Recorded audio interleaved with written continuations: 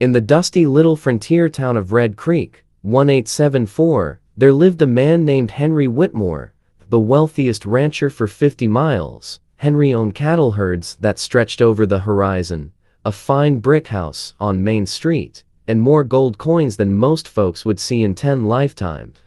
But when Henry died one quiet autumn night, his will was never found. His two sons, William, the elder, and Thomas, the younger, stood beside the coffin. William, sly-eyed and sharp-tongued, claimed all of his father's land, gold, and property, saying it was only natural that the eldest take over.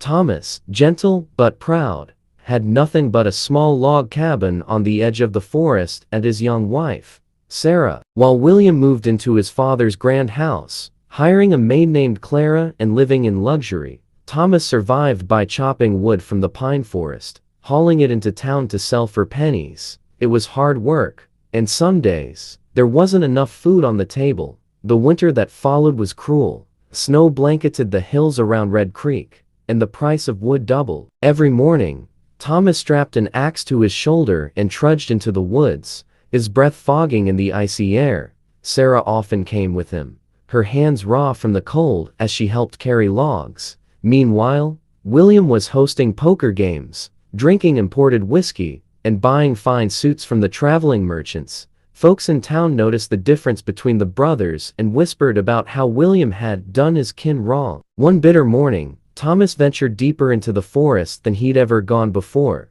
The snow muffled his steps, and the only sound was the creak of trees in the wind until he heard it, the rapid pounding of horse hooves on frozen ground. Thomas crouched behind a fallen log as the sound grew louder. Through the trees, he saw them, a band of 40 men on horseback, each dressed in dark dusters and wide-brimmed hats pulled low. Their saddlebags bulged, and the glint of gold coins spilled from one. Their head rode a man with a scar across his cheek, Elias Kane, the most feared outlaw in the Western Territories. The gang dismounted in front of a tall rock wall, bare except for a narrow crack. Elias raised his voice. "Open, Sim, Sim!" Double quotes. To Thomas's astonishment, the rock split apart like swinging doors, revealing a black opening. The men filed inside with their loot. Moments later, they came back out with empty bags, remounted their horses, and thundered off into the forest. Heart pounding, Thomas waited until the hoofbeats faded into the distance. He stepped out from hiding, replaying the words in his mind. "Open, Sim, Sim." Standing before the crack in the rock, he spoke the words aloud. "Open, Sim, Sim." The stone doors groaned and parted. Inside, the cave glittered with piles of gold coins, silver ingots, and jewels that sparkled in the dim light. Thomas's hands trembled. He knew it was stolen wealth, but the sight of it was overwhelming. He filled his leather satchel with coins until it was nearly too heavy to carry. As he left, the rock sealed itself shut behind him. When he got home, Sarah gasped at the sight of the gold. "Thomas, where on earth?" And he told her everything. Sarah, practical and careful, suggested they count the coins. "If we're smart, we can make this last our whole lives," she said. But they had no proper scale. So she went to borrow one from William's house. Clara, William's maid, handed it over. But when Sarah returned it later, she didn't notice that a few gold flakes had stuck to the bottom of the pan. William noticed immediately. "Where'd these come from, Clara?" he demanded. The next day, he cornered Thomas in town. "I hear you've come into some gold, little brother. Care to tell me where a poor woodcutter found such luck?" And Thomas, too trusting, told him the truth. That night, William lay awake in his warm feather bed, staring at the ceiling. The thought of a secret cave full of gold gnawed at him like a wolf at a bone.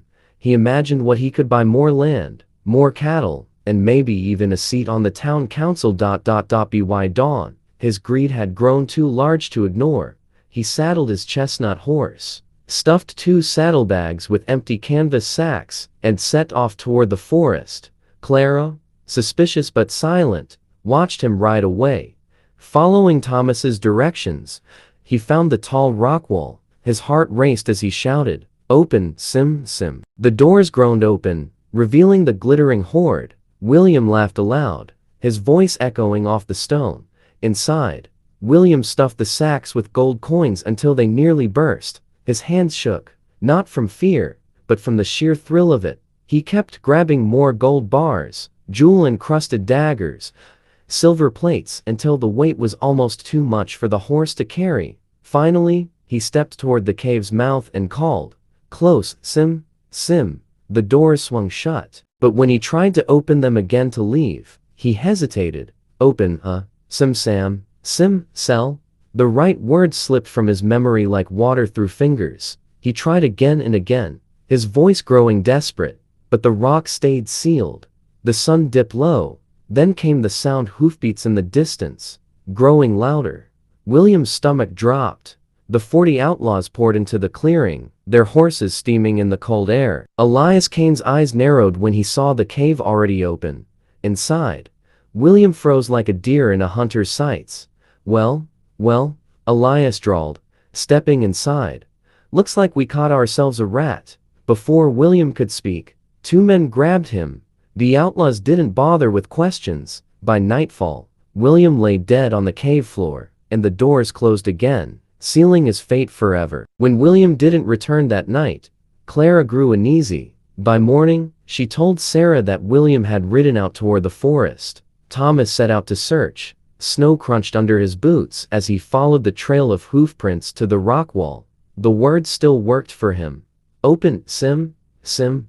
Inside, he found his brother's lifeless body sprawled on the cold stone, the gold he had taken scattered around him. With a heavy heart, Thomas loaded the body onto his donkey and carried it back to town.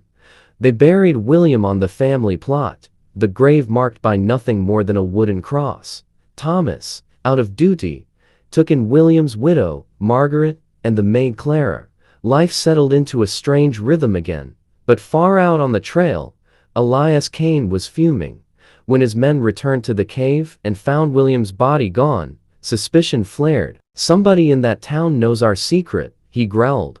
A week later, the outlaws rode into Red Creek under the guise of traders. Elias asked around, and soon learned that William Whitmore had died under mysterious circumstances. That night, he began planning a visit to the Whitmore cabin not as a trader, but as a killer. It was late afternoon when a tall man in a wide-brimmed hat rode up to Thomas's homestead, leading a wagon drawn by 2 mules. The man tipped his hat politely. "Name's Elias. I'm an oil merchant, traveling through. Got caught in this weather. Could you spare a roof for me and my barrels tonight?" Thomas glanced at the wagon. 12 large barrels stood upright in the bed, each sealed with a heavy wooden lid. Sarah, ever hospitable, said, "Of course, sir. The barn will keep you dry." Clara, the maid, noticed something odd. For an oil merchant, Elias's hands were clean, his boots dusty but not greasy. As night fell, the barrels were rolled into the barn. Thomas lit a lantern to help, but Elias waved him off, saying, "I'll handle it. Best not to disturb the goods. In the house, Sarah prepared stew for their guest. Elias, claiming fatigue, went to bed early in the small spare room. The barn, now closed, creaked in the wind. Clara couldn't shake the feeling that something wasn't right. She'd been around enough traders to know oilmen usually smelled faintly of lamp fuel. Elias smelled only of cold leather and horse sweat. Around midnight, Clara slipped out to the barn with the candle. She pressed her ear to the nearest barrel and nearly dropped the candle when she heard a whisper from inside. "Boss, is it time?" Heart pounding, she checked the next barrel. Another whisper, "I'm freezing in here." Barrel by barrel, she discovered men hiding inside, men with knives and pistols strapped to their belts. Clara's breath caught. This was no oil merchant. This was the gang that had killed William. Clara hurried back to the house, waking Sarah quietly. She whispered the truth. Sarah's eyes widened in horror, but Clara's voice was steady. "They mean to kill Thomas and take everything we have. But if we're quick, we can stop them." The 2 women slipped to the kitchen and began heating a massive kettle of water over the fire. Then they poured in a generous amount of lamp oil from the household stores. The mixture began to simmer, filling the air with the sharp tang of fuel. Clara carried the steaming kettle to the barn, her arms aching under the weight. She approached the first barrel and yanked off the lid. A bearded man inside blinked up at her in confusion. Before he could speak, she tipped the boiling oil-water mixture into the barrel. The man screamed her through the cold night. Clara slammed the lid back down and moved to the next. Barrel after barrel. Clara worked with grim determination.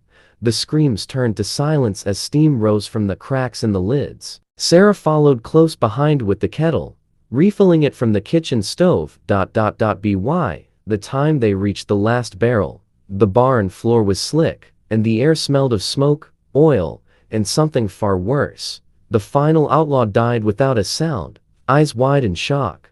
Just before dawn, Elias Kane woke in the guest room, stretched, and strolled to the barn. He expected to hear the muffled voices of his men. Instead, he was met with an unnatural stillness. Pulling off a barrel lid, he recoiled.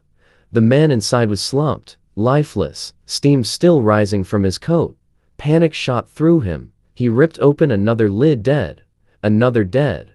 Elias backed away, his mind racing. If the women had done this, they would surely be waiting with rifles. He ran to his horse, untied it in one frantic motion, and galloped out of Red Creek without looking back. By sunrise, his figure had vanished into the snowy hills, leaving the gang's fortune and their bodies dashed behind. In the days that followed, Thomas learned the truth from Sarah and Clara. At first, he was shocked by their ruthlessness, but as word of the incident spread, folks in town called them heroes. The thieves had terrorized the region for years, and with their deaths, the roads became safe again. The cave of Open Sim remained hidden deep in the forest. Thomas never returned to it, believing the gold cursed by greed and blood. Clara stayed on as part of the family, and life in the Whitmore home settled into quiet prosperity. But sometimes, on winter nights, Sarah would catch Clara staring into the fire, her eyes far away, as if still hearing the faint, echoing whispers from the barrels in the barn.